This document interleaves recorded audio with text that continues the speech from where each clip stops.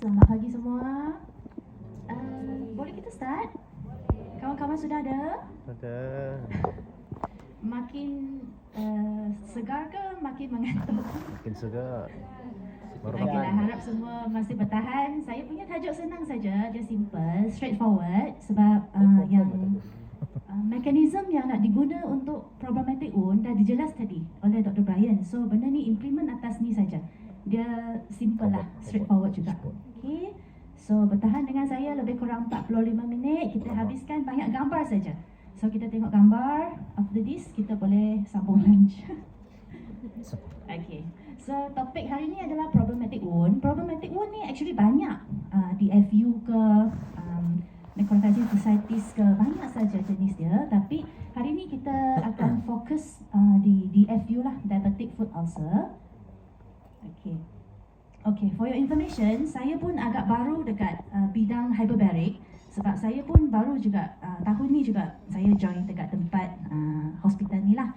Tapi sebelum ni saya lucky sebab saya boleh berjumpa dengan kes-kes yang wound di hyperbaric chamber masa saya berada di KL. Dekat Kuala Lumpur ada juga kami punya hospital tentera, dekat situ ada chamber juga. So di situ ada saya berjumpa lah kes-kes. Okay, so bila saya datang ke sini, saya jumpa balik kes yang sama lah. Okay, so dalam slide saya ini scope dia, introduction, general management of the FU, modern wound dressing, adjunctive therapy, hyperbaric oxygen treatment, dan saya akan share clinical case lah. And this clinical case, credit kepada hyperbaric crew hospital saya lah. Saya tak sempat nak ikut the whole process, tapi saya sempat tengok outcome saja. But saya sempat ambil gambar apa semua tu daripada tim-tim saya untuk kita tunjuk di sini how effective it is yang HBOT ni terhadap wound lah. Okay, so kenapa kita cakap pasal DFU? Because DFU dia complication from diabetic. So diabetic ni dia banyak kan, common kan dekat Malaysia. Saya rasa semua ni tuan-tuan perempuan ni banyak yang kerja dengan wound ke tidak? Banyak berjumpa dengan wound? Sangat banyak. Okay, so banyak, mostly dia DFU kan? Mostly lah, banyaknya DFU, wound dia susah nak heal.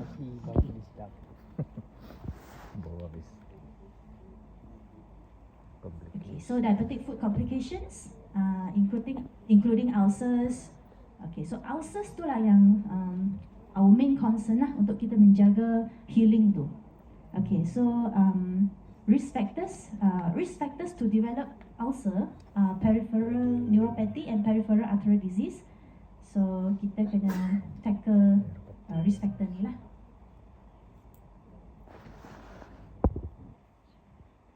Okay, impact of DFU, dia lead to infections, reulceration, can recur, reulceration and even lower extremities amputation. So boleh lead to amputations. So foot care is very important because to prevent and address foot DFU. Early intervention, early detection, early management can significantly improve outcomes and reduce risk of complications. Okay, this is treatment strategy ni is commonly used among hospitals and klinik kesihatan and all wound care departments, whereby included wound debridement, appropriate wound dressings, offloading techniques, infection controls with antibiotics, managing underlying diabetes and vascular issues. So conventionally, we do this in hospital settings or in KK settings or any wound care settings. But okay, let's see how is the comparison. So kalau if wound care and debridement, so we will remove the dead tissues and debris to promote healing, and then we will do some dressings, right? So using dressings to maintain moist wound environment and facilitate healing. So the things we use, including foams, gels, and any antimicrobial dressings lah. Offloading is cara untuk kita reduce the pressure on the ulcerated area, such as special foot casts, special footwears. There's offloading techniques. Okay, coming into modern wound dressing. So modern wound dressing, they emphasize on create a moist wound environment and promote wound healing by absorbing the exudate, protecting the wound, and also deliver the bioactive substances to promote wound healing. So I got sekejap. Okay, so benefits of modern wound dressings. So these are all the things I mentioned just now lah, to provide a moist wound environment, to absorb the exudate, to relieve pain, to protect the wound, and also facilitate wound healing. Okay, so these are all the solutions that we usually use. I believe all of you are familiar with all this, right? The Marcin, hydroxin, normal saline, sterile water. Okay, this is what we usually use. Okay, other examples: hydrogel, intrasite gel, hydroxin gel. Okay, hydrocolloid. Okay, this is all used to absorb exudates and provide moist environment lah. This is to promote healing. Okay, alginate. This is a derivative from seaweeds to provide moist environment too, also to absorb exudate. Okay, cleaning, gelling fibers. This is gel, Ecocell, for example. Foams to absorb exudates also. Okay, antimicrobial dressings. This is to provide antimicrobial effects lah on the wound, to protect the wound. Okay. Okay, regenerative medicine. This is to regenerate damaged cell lah. Okay, conventional dressings such as gauze. Gauze is the most commonly and most basic techniques we use lah. So come to so yang tadi tu semua jenis-jenis dressing yang biasa kita guna, betul tak? Kita biasa guna yang ni dekat setting emergency, setting hospital, setting wound care, betul? Kita familiar kan? Okay, so other than that, kita ada banyak jenis treatment yang lain other than gauze, gel apa semua tu. So another type of treatment we can give is adjunctive therapy, which is okay, we use vacuum negative pressure wound therapy. Familiar with this? Yes. Are we usually use this? Yes. Selalu guna? Tak juga. Okay. Dia ada satu NPWT. dia ada satu sponge hitam. Sponge hitam tu dia akan diletak dalam wound. So dia letak film tu, untuk tutup the black gauze, the black cotton area, and then dia akan buka negative pressure untuk dia absorb exudate. Okay. So this is one of the treatment options also. Okay, ada another type of treatment, biological treatment. Do we encounter this here? This is maggots. Maggots, yang tu leech. Leech tu saya percaya more at luar negara lah kot. Geli. Okay, maggots tu saya pernah nampak. Maggots dia anyhow dia ada some treatment effect juga on wounds which can somehow heal better daripada dressing biasa. This maggot ni dia akan letak lava dia dulu. Dia mula-mula kecil di sini. Bila dia dah absorb exudate, dia dah collect semua pas dia tu, this maggot akan jadi besar. So kita akan remove dia. So dia geli lah, tapi somehow dia boleh treat. That one is leech.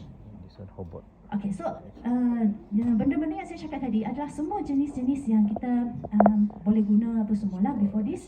So today we will introduce the hyperbaric oxygen treatment, which the mechanism is already explained just now by Dr. Brian. So saya percaya semua sudah faham dia punya mechanism kan, macam mana dia work untuk mencapai certain level of oxygenation to promote wound healing kan.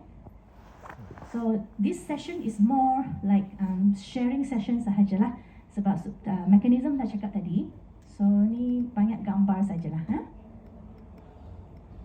Okay, so again kita revise. Tadi dah slide tadi dah ada dah regarding this. What is HBOT? The principal treatment of principle is to all patient must have their entire body within the chamber. And with a pressure of not less than 2 atA, and the amount of time is typically 90 to 120 minutes per treatment. So ni yang tadi dah cakap, so sama saja. Just a revision lah. Okay, so bila wound tu, problematic wound, more specifically kita refer ke DFU. So dia akan caused by tissue hypoxia. So tissue hypoxia is final common pathway to poor wound healing. So any non-healing wound, dia potentially considered problem wound that benefit from hyperoxia exposure, which is HBOT lah. Okay, HBOT, hyperoxic exposure. Before that, how can we know wound ni dia hypoxia ke, dia normoxia ke, dia hyperoxia ke? Okay, so there's many ways of investigation we can do to check the oxygen level of the wound. So one of it is the transcutaneous oximetry. Other things we can use ankle brachial index. Familiar with that? Ankle brachial. And then CT scan also we can use. MR angiogram also we can use. There's many ways we can use. Okay, but this is the easier one and non-invasive one. So we just put the lids surround the wounds, and then we can read the oxygen level, the partial pressure of oxygen surrounds the wound, so we can know around how many millimeter mercury of this wound is. So kita akan bagi oxygen sampai dia mencapai enough oxygen punya diffusion to promote wound healing lah. Okay, siapa ingat lagi tadi ada kita jelas pasal gas law. Ada berapa gas law? Tadi masa first second lecture tadi ada kita cakap pasal gas law kan? Yes, okay. So total yang kita guna untuk chamber ada 4 main gas law. So untuk wound ni, specifically wound healing, kita pakai Henry's law. Okay. So Henry's law by definition, amount of gas dissolved in liquid is directly proportional to partial pressure of the gas above the liquid. Apa maksud dia? Meaning, the higher the pressure is, the more the gas dissolved into the liquid. Okay? So bila kita implement this law to our body. Okay. So makin banyak pressure kita press, so makin sambil kita take oxygen, so makin banyak oxygen akan dissolve dalam plasma. Understand? Okay. Okay, so this is an example. When breathing 100% of oxygen at 3 atA, enough oxygen to dissolve in plasma to support the body metabolic demands without requiring dissociation of oxygen that bind to hemoglobin. Ingat graph tadi ada satu yang oxygen level in hemoglobin already reached saturation, the plateau, and then dia punya dissociation oxygen masih menaik. Ingat graph tadi? Okay, tak apalah. So the concept macam itulah. Bila kita ada pressure and kita ada oxygen to inspire, the oxygen will dissolve in plasma. Okay, so kita tak perlu bergantung kepada oxygen yang berada yang kita bound to high HB lah. Kita boleh guna dissolve oxygen ni. Okay, understand? Okay, this is Henry's law lah. Henry's law by diagrammatic. Kalau in normal pressure, the gas particle and the water will be the same. So when we put pressure, when we press on pressure, the gas will dissolve more into the liquid. So this is the Henry's law.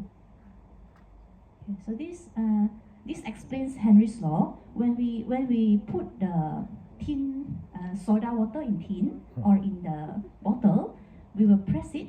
And then when we try to open, we release the gas. The gas will start to come up. The gas that dissolved will come up again. So this explains Henry's law. So same goes to the oxygen that dissolved in our body. Okay, so far understand? Okay, is it a very simple and straightforward topics? Because just now mechanism already explained, so this is more like sharing session only lah. Okay, so clinical applications. Okay, if oxygen is so important, we need oxygen, right? Why don't we just put oxygen on topical? Why we need to go into the chamber? Why don't we just, there's wound in the leg, we just put oxygen on the leg? Okay, so there's limitations and advantages I will show. Okay, actually there's few methods of oxygen administration also. The first one is normal varied oxygen, which is the usual inhalation of oxygen only. Second one is topical HBO, Third one is chamber HBOT that we discussed today. Okay, so normal baric oxygen, most common use method, but usually adequate only in acute wounds where the PO2 is over 30 millimeter per mercury. Okay, so that's why we need the transcutaneous oximetry to measure what is the PO2 of the wound if we want to use this. It's only effective when the PO2 is over 30. Okay. Okay, the second one is topical hyperbaric oxygen. So this is topical. Topical meaning we just put oxygen on the wound, only the local site, not the whole body enter. Okay, so advantages is maybe we can avoid oxygen toxicity like just now. Okay, oxygen can directly apply to the ischemic area and no special equipment needed. It's just a bag needed to put the oxygen, and it's relatively lower cost compared to HBOT, but there's limitations. What is the limitations? It is only effective in open wounds because if the wounds is encrusted with some exudates or crusted already, dried already, it will prevent the oxygen from entering the base of ulcer. So the oxygen cannot enter anyway if it's dried already.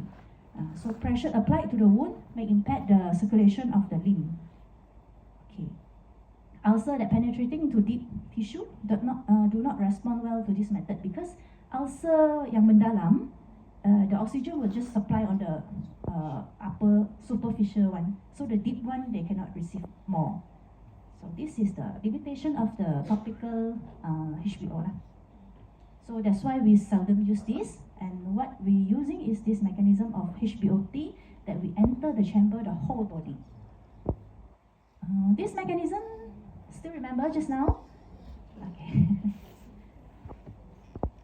Okay, so these are the mechanisms that the previous lecturer have already discussed, quite thorough on this topic.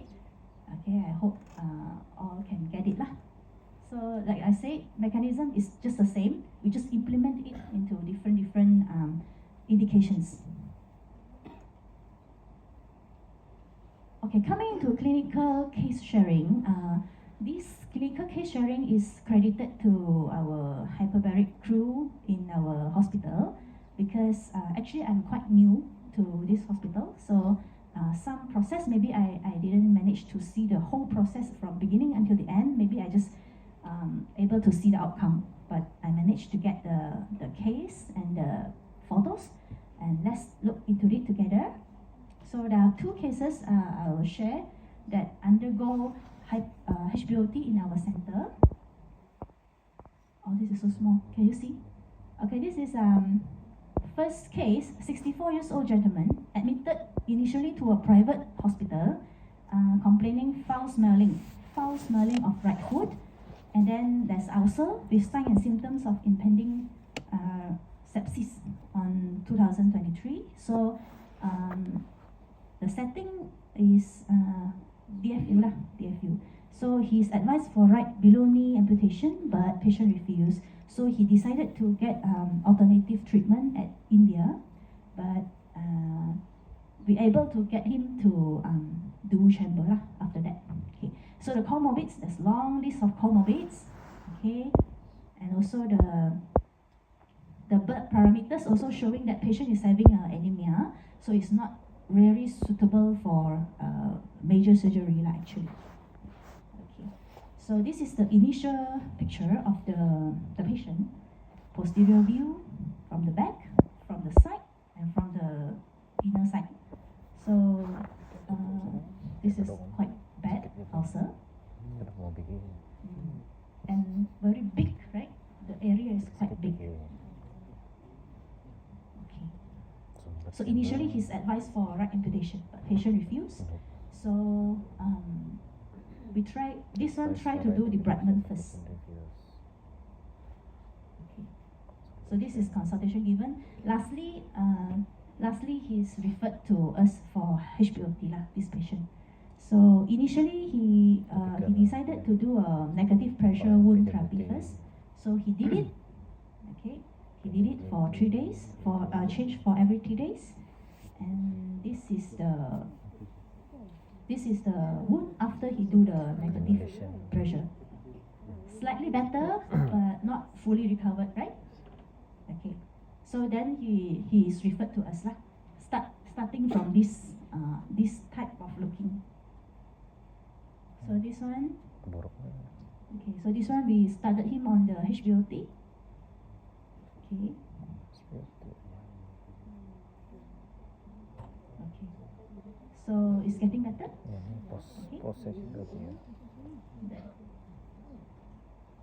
Much better. Okey lah, lubang. Oh. Final outcome. Okey lah, boleh lah. Okay. So from a very big area of ulceration, it becomes Bapak dia payah quite small coffee. one lah. So save the limb from amputated lah. Okay, second case, 32 years old with underlying hypertension. Diabetes. Diabetes. So this one also this one also DFU. NF Right lah. foot. Kan mudah ni. Right foot necrotizing fasciitis with right septic arthritis. Oh. Completed antibiotic, done dressing, but not getting better. Okay, pre-treatment. Pre-treatment. Sorry, this is pre-treatment when initially, before started anything. Okay, post 5 cycles. The area is getting a little bit smaller, and the granulation tissues started to present. Okay, getting better, right? We can see like clearly. Okay, 17 cycle. Okay. Oh, kecil. so it's going to close. Okay, these are the pictures we share. Actually, many more others cases similarly that after undergo HBOT, the wound closed nicely. So HBOT actually did a quite amazing job in wound aspect. Okay, this is a repetitive slide, indications of HBOT. I saw many of you taken the photo just now. So okay, this is just facts lah. Okay, so tomorrow you will see this. So I just skip this because tomorrow you will see.